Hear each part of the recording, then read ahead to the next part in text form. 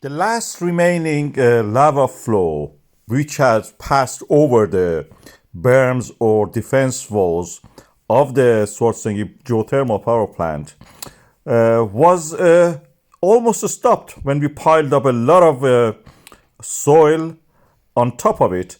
Then a bulldozer, in a funny way, came and completely ran over it and covered it. You can see that the lava oozes out as the bulldozer drives over it, completely over it, probably around an area around 20-25 meters, covered in soil on that. I will play that for you. You can see that lava is actually flowing at the same time.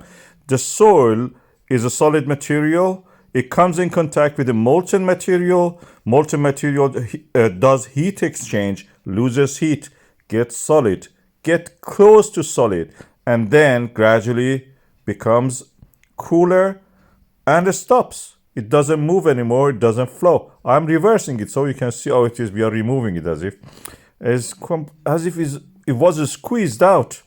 Whatever liquid was there by the weight of the soil and the bulldozer itself. But this is now happening in front of our eyes. We are seeing this. So a combination of the water jet and the bulldozer piling up soil on the lava flow can stop it actually, and we have been able to show it in Iceland. I'm showing you again. This is again with the same level of the